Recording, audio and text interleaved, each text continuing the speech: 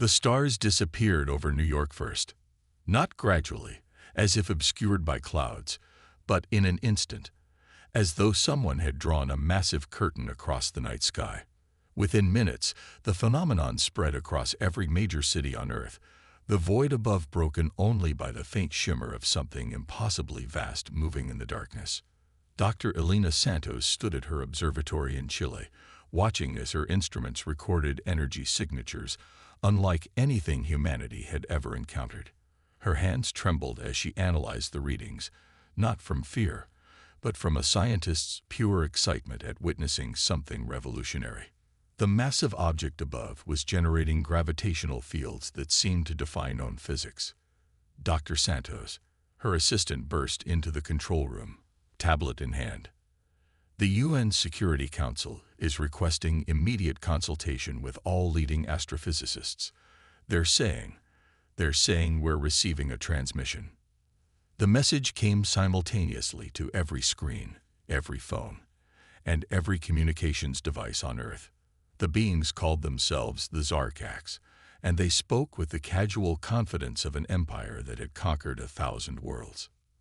People of Earth, the transmission began, its perfect translation into every human language, a casual display of technological superiority. Your civilization has been evaluated and found adequately developed for integration into the Zarkax Empire. You have 6 standard months to prepare for absorption. Resistance is not advised. In the hours that followed, more of their ships appeared, sleek, crystalline vessels that moved with impossible grace. Each one dwarfed humanity's largest structures, their surfaces rippling with energy patterns that seemed almost alive. The Zarkax war fleet positioned itself in a perfect geometric formation around Earth, a deadly dance of power and precision. But while the world's political leaders scrambled to respond, Elena noticed something peculiar about the alien ships. Their movement, while stunning, followed rigid mathematical patterns. Their technology, though advanced, appeared to operate on surprisingly predictable principles. It was as if they had reached the peak of a particular technological path, but had never considered alternative routes. In a secured bunker beneath the Pentagon, Elena found herself explaining her observations to an unlikely audience, the heads of Earth's major space agencies and military powers. Their gravitational technology is incredible, she explained, projecting a hologram of her readings, but it's linear, predictable. They'd perfected a single approach to manipulating space-time, but they seem blind to other possibilities. General Sarah Chen, head of the newly formed United Earth Defense Initiative, leaned forward. "Are you suggesting a weakness, Doctor?" Elena's eyes gleamed. "I'm suggesting an opportunity. 3 months ago, my team made a breakthrough in quantum gravitational theory, something so counterintuitive that we weren't even sure it was possible.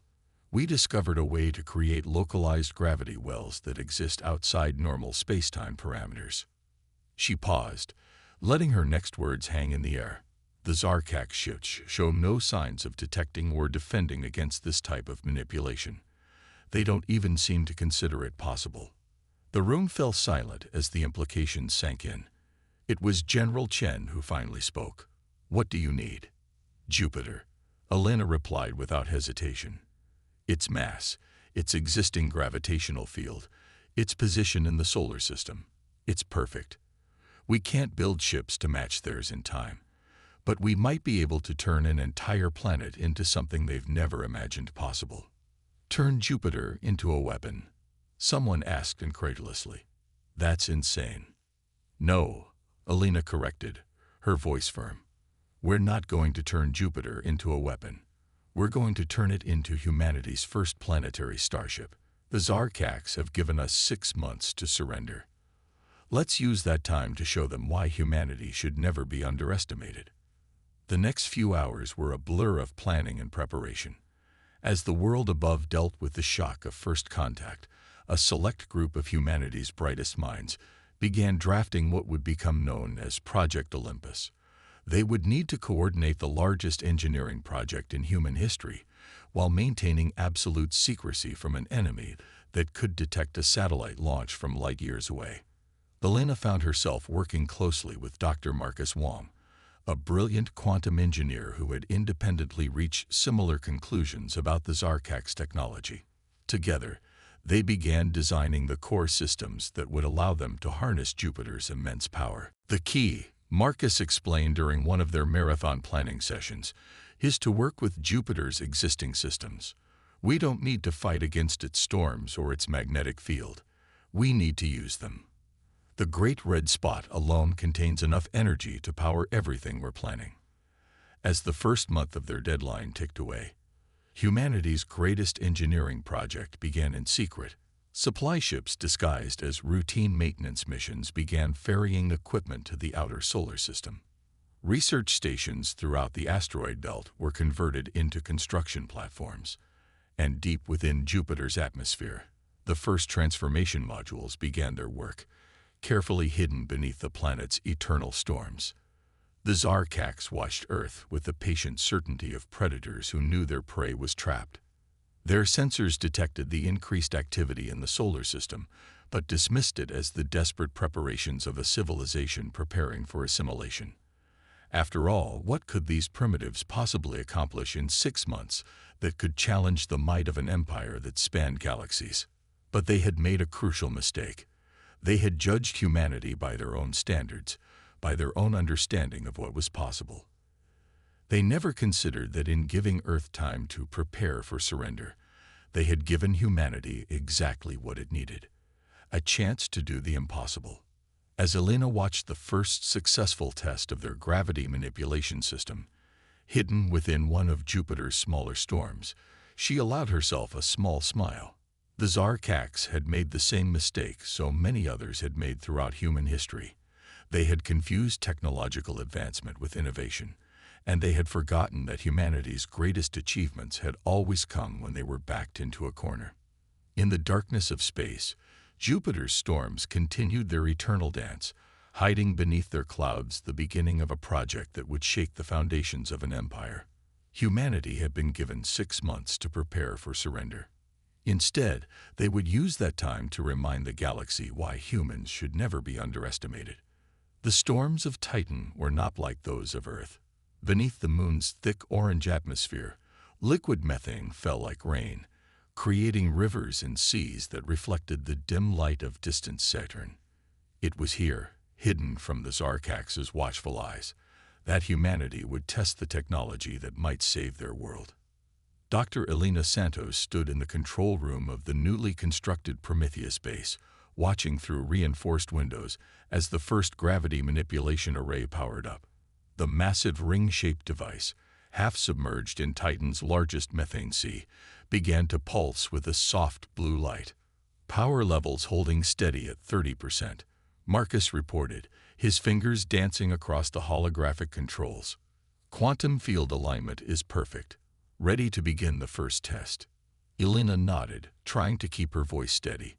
Proceed with test sequence alpha. The array's hum deepened, and for a moment, nothing seemed to happen. Then, slowly, impossibly, a portion of Titan's methane sea began to rise. Not as a wave or a splash, but as a perfect sphere of liquid, suspended in midair like a floating globe of dark glass. "It's working," Marcus whispered, his usual professional demeanor cracking with excitement. "The gravitational pocket is stable. We're actually doing it." But their celebration was cut short by a proximity alert. A Zarkax patrol ship had deviated from its usual route and was heading toward Saturn's system. Elena felt her heart race as she watched the alien vessel's approach on their long-range scanners. "Shut it down," she ordered. "Everything dark. Now." The array powered down, its blue glow fading to nothing as the sphere of methane collapsed back into the sea. The entire base held its breath as the patrol ship passed overhead, its sensors sweeping the moon's surface. Thanks to their carefully designed shielding and the natural interference from Titan's atmosphere, the base remained undetected. "That was too close," Elena muttered once the ship had moved on. "We need better camouflage systems." "Actually," Marcus said, studying the sensor logs, "I think I have an idea about that. The way their scanners interact with Titan's atmosphere. We might be able to use our gravity technology to create a kind of lens effect, bending their sensor beams around us entirely. This became the pattern of their work, breakthrough followed by near discovery, innovation born from necessity. Each close call with the Zarkak's patrols pushed them to develop new applications for their technology, applications that would prove crucial for the larger project. The most significant breakthrough came during their third week on Titan. While testing the limits of their gravitational control, they discovered they could create what Marcus called quantum gravity cascades, self-sustaining reactions that could amplify their power output exponentially. This changes everything, Elena realized as she reviewed the test data. With this, we won't just be able to move Jupiter, we'll be able to control its internal structure down to the molecular level. We can literally reshape a gas giant from the inside out. But the discovery came with its own challenges. The power requirements for such manipulation would be enormous, far beyond anything they had initially planned for. The solution came from an unexpected source: the Zarkaks themselves. During one of their routine demonstrations of power, the alien fleet had used their advanced technology to adjust Venus's orbit slightly, a casual display of their superiority. Elena and her team had recorded every second of it, and in analyzing their methods, they found something remarkable. They're wasteful, Elena explained to General Chen during their weekly encrypted communication. Their gravitational technology is incredibly powerful, but it bleeds excess energy like a broken faucet, energy we can collect and store. Can we do it without them noticing? Chen asked, her holographic image flickering slightly. Elena smiled.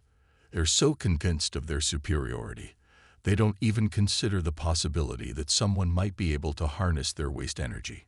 We've already designed the collectors. They'll look like standard atmospheric monitoring stations, exactly what you'd expect from a primitive species trying to understand their new overlords. The next 2 months were a blur of activity. As the collectors gathered energy from the Zarkaks' casual displays of power, the team on Titan refined their control systems. They learned to create gravitational fields of incredible complexity, to manipulate matter in ways that defied conventional physics. Each success brought them closer to their ultimate goal, but it also increased the risk of discovery. The Zarkaks patrols became more frequent, their sensor sweeps more thorough. They seemed to sense that something was happening, even if they couldn't detect what it was. The turning point came when they tested their first full-scale prototype.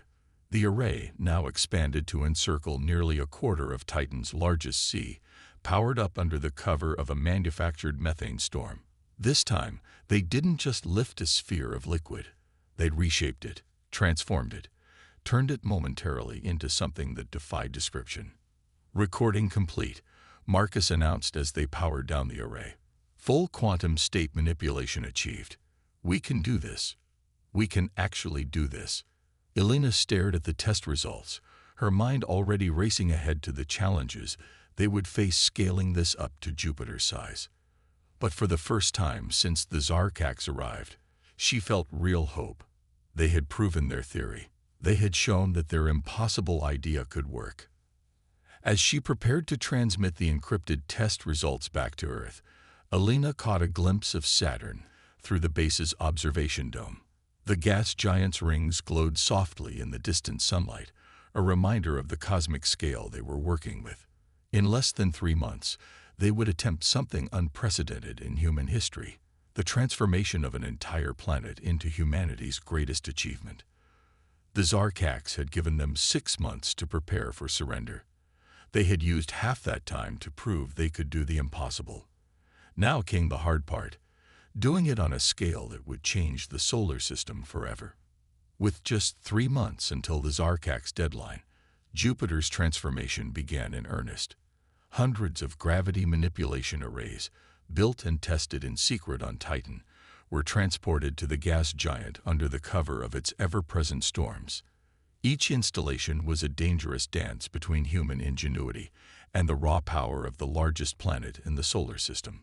Commander Maria Rice piloted her construction pod through Jupiter's upper atmosphere, fighting against winds that could tear apart a conventional spacecraft. Only their newly developed gravitational shielding made such close operation possible. "Construction pod Alpha to control," she reported, her voice steady despite the turbulence. "Approaching installation point for Array 217. Visibility minimal." "Copy that, Alpha." Elena's voice crackled through the comm. "Sensors show a clear window in the storm system in approximately 40 seconds. Stand by." Maria watched her instruments as the massive storm cell above her began to shift. The gravity arrays weren't just tools for their ultimate plan. They were already being used to control Jupiter's weather, creating safe zones for their work while maintaining the planet's natural appearance to outside observers. The storm parted just long enough for her team to secure the array. As they worked, Maria caught glimpses of other construction pods in the distance, barely visible through the colored clouds. Hundreds of teams working in parallel, all racing against time. But it wasn't just the deadline they were fighting against. Jupiter itself seemed to resist their efforts, its massive magnetic field interfering with their equipment in ways they hadn't anticipated. The planet's intense radiation threatened both personnel and machinery, forcing them to develop new shielding technologies on the fly. The breakthrough came from Dr. Yuki Tanaka, a quantum physicist who had been studying Jupiter's magnetosphere. She discovered that they could use the planet's own magnetic field to power their arrays, creating a self-sustaining system that would be virtually impossible to detect from outside. "It's like turning Jupiter's natural defenses into our power source," Yuki explained during an emergency conference call. "The sane radiation that's been causing us problems can become our greatest asset." But implementing this discovery meant manually adjusting each of the hundreds of arrays already installed. Maria and her construction teams worked around the clock, racing to modify their equipment before the next Zarkax patrol cycle. The alien ships had increased their surveillance of the outer solar system, their patterns becoming more irregular, harder to predict. Every team knew that discovery would mean not just the failure of their project, but likely the immediate subjugation of Earth. The closest call came during the installation of the final primary array. Maria's team was making the last adjustments when a Zarkax cruiser appeared unexpectedly, its sensors sweeping the area. With no time to retreat, they could only hold position and pray their camouflage systems would hold. "They're using a new scanning frequency," Elena warned over the secure channel. "Our standard countermeasures might not be enough." For 3 tense minutes, the alien ship loitered above them, its crystalline hull refracting the distant sunlight. Maria could see the scan beams passing through the clouds around them, probing, searching. One direct hit would reveal everything. Then, unexpectedly, their salvation came from Jupiter itself. A massive burst of radiation from the planet's core created a natural interference pattern, disrupting the Zarkax scans at the crucial moment. The alien ship moved on, its crew unaware of how close they had come to discovering humanity's secret project. "That was no coincidence," Yuki announced later, analyzing the data. "Jupiter's radiation burst exactly matched the frequency needed to disrupt their scanners. The planet, it's like it's starting to work with us." The idea seemed impossible, yet the evidence was mounting. As their arrays came online, as they began the delicate process of reshaping Jupiter's internal structure, the planet's natural systems began to align with their efforts. Storms shifted to protect their work sites. Radiation bursts provided cover from alien scans. Even the Great Red Spot itself seemed to pulse in rhythm with their gravity manipulations. "We're not just building a weapon or a ship," Elena realized, watching the data streams from her control center. "We're creating something entirely new, a hybrid of natural planetary processes and human technology." With 6 weeks remaining until the deadline, they began the final phase of transformation. Deep within Jupiter's metallic hydrogen layer, their arrays started the carefully choreographed process of restructuring the planet's core. The power requirements were staggering, but their energy collectors had gathered more than enough from the Zarkax's casual displays of power. Each day brought new challenges. Gravitational harmonics threatened to tear apart delicate equipment. Quantum field fluctuations required constant adjustments to their calculations. Every solution seemed to reveal two new problems. But humanity persisted. Teams worked beyond exhaustion. Engineers solved impossible problems in hours rather than weeks, and slowly, steadily, Jupiter began to change. Not on the surface. They maintained its familiar appearance carefully, but deep within, where matter and energy danced to humanity's directions. With 1 month remaining, Maria piloted her pod through Jupiter's atmosphere one final time, supervising the activation of the last backup array. Through the storms and clouds, she could feel the difference. The planet moved differently now, its massive bulk responding to commands with increasing precision. "Final array online," she reported, her voice carrying the weight of everything they had accomplished. "All systems nominal. Jupiter is ready." In her control center, Elena looked at the complete system display, at the network of gravity arrays and energy collectors that had transformed the largest planet in the solar system into humanity's greatest achievement. Now they could only wait and hope that their desperate gamble would be enough to save Earth from an empire that spanned the stars. The Zarkak's deadline approached, and with it, humanity's chance to prove that sometimes the most powerful weapon isn't the most advanced technology, but the willingness to attempt the impossible. The first indication that something had gone wrong came from Saturn. The Zarkak's patrol fleet stationed there suddenly altered its behavior, its crystalline ships moving in tight, aggressive formations. Elena watched the sensor feeds with growing concern as more alien vessels began converging on the outer solar system. They'd found something, she announced to the Emergency Council. Maybe not everything, but enough to make them suspicious. The council chamber, hidden deep beneath the Atacama Desert, erupted into urgent discussion. They still had 2 weeks until the official deadline, but it was clear the Zarkaks were no longer willing to wait. Admiral Chen's hologram flickered to life in the center of the room. "Our deep space arrays just picked up a massive hyperspace signature. They're bringing in their main battle fleet early." Elena's hands flew across her console, accessing the Jupiter control systems. The planet's transformation was nearly complete, but they hadn't run full combat tests yet. "How long do we have?" "At their current speed, maybe 36 hours. The next day and a half was a blur of activity. Around Jupiter, construction pods made final adjustments to the gravity arrays, while engineering teams ran emergency system checks.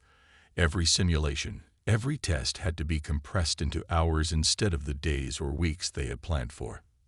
The first Zarkak ships arrived ahead of schedule, dropping out of hyperspace in a display of light that briefly outshone the sun. Their formation was different from anything humanity had seen before. Not the usual geometric patterns, but something more aggressive, more predatory. "They're not heading for Earth," Marcus reported, tracking their movement. "They're making straight for Jupiter.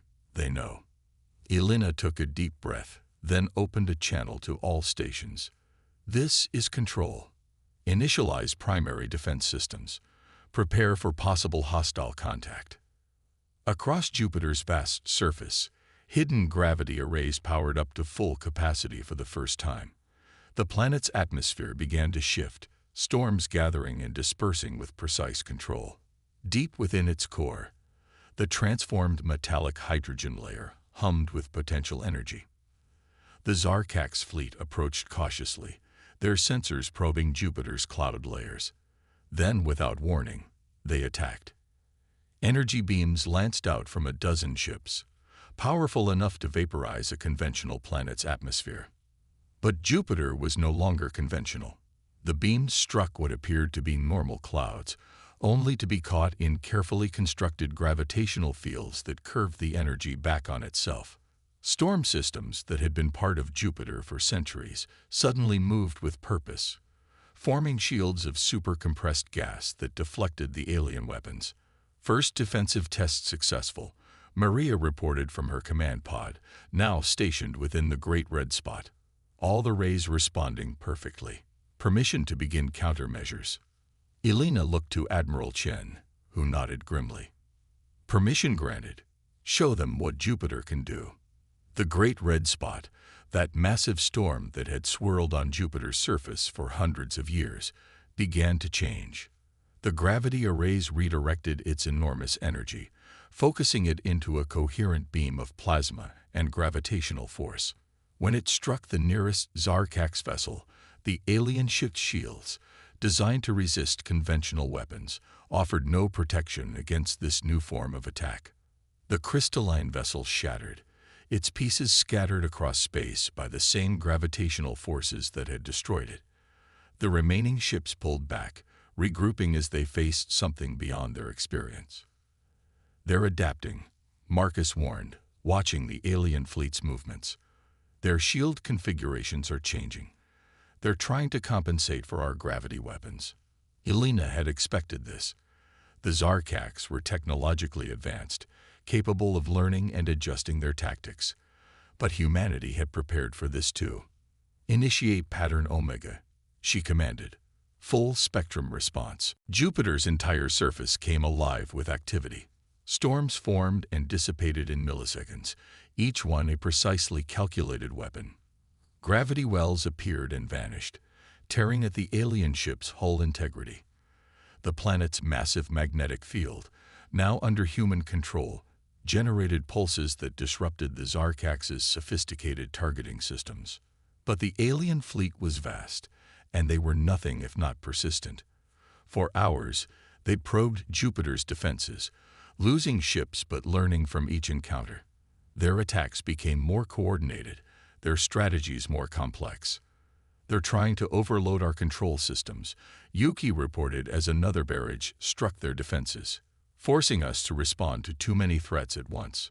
A Zarkax beam found a weak point in their gravitational shields, vaporizing one of the primary array control stations.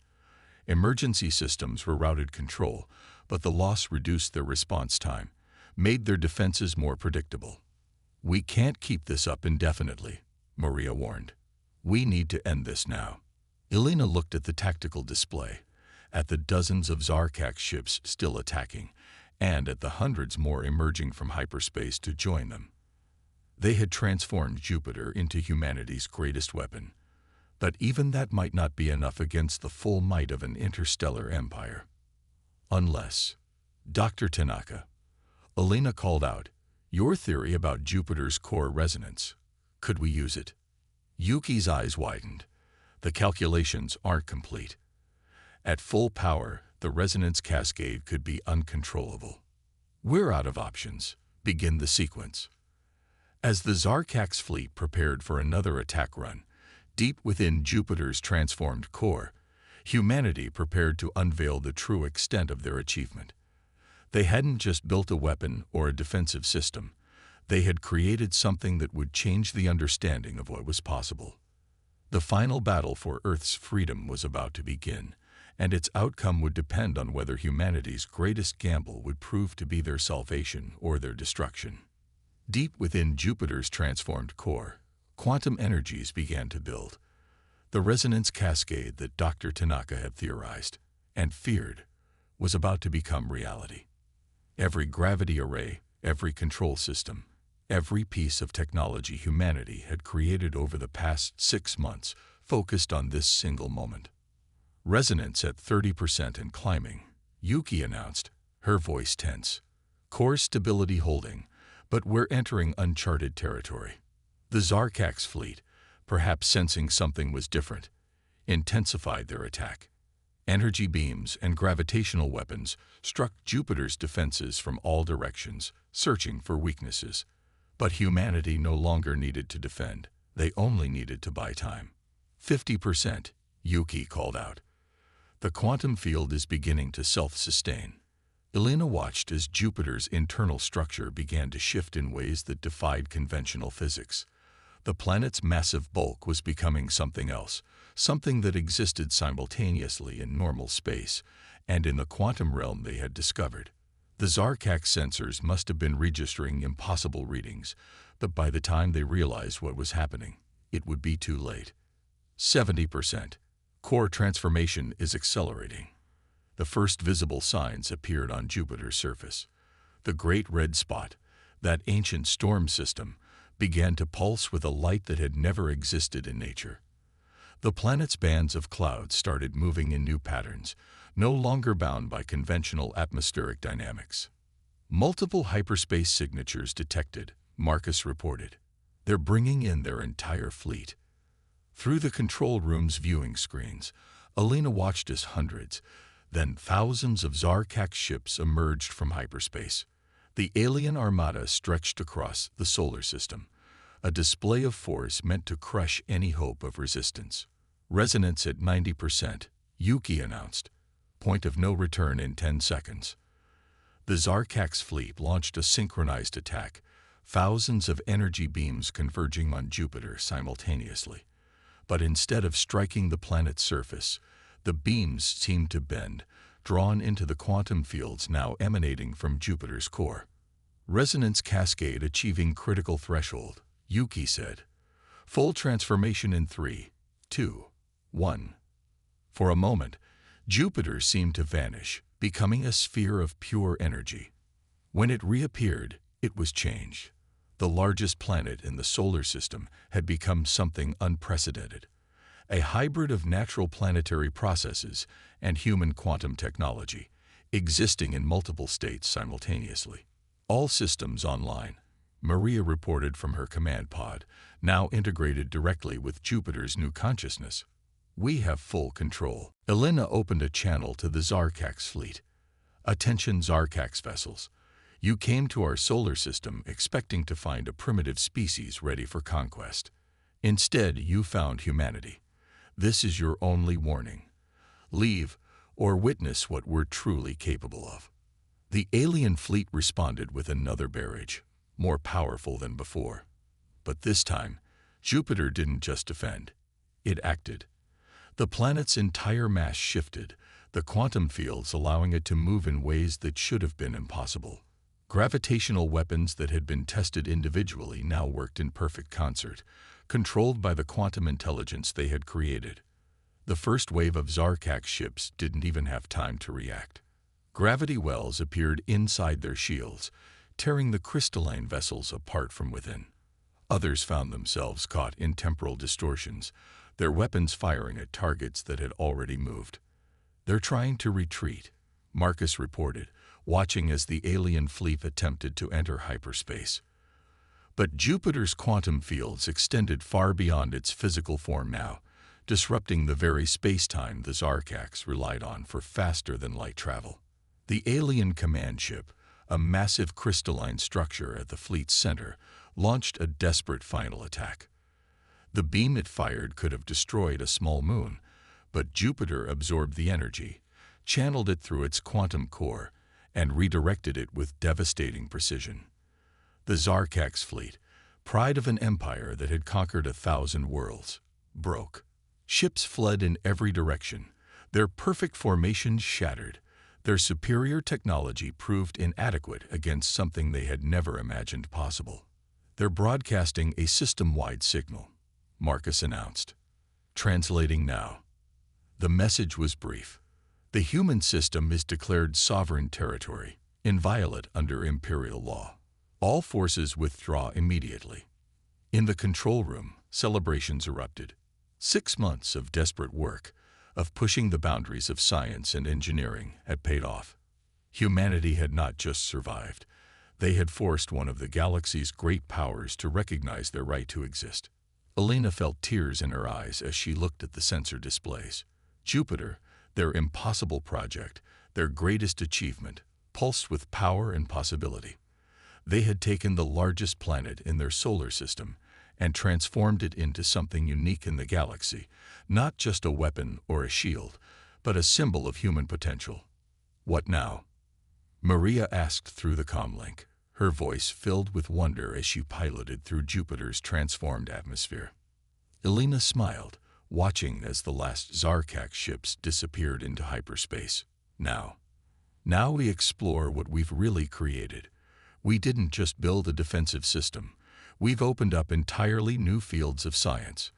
The quantum technologies we developed, the gravity manipulation systems, the planetary engineering techniques. We've advanced human civilization by centuries. Above them, Jupiter continued its eternal dance around the sun, but now it was more than just a gas giant. It was humanity's guardian, their greatest achievement, and a warning to any other civilization that might mistake technological advancement for superiority. The Zarkax had come expecting to find primitives ready for conquest.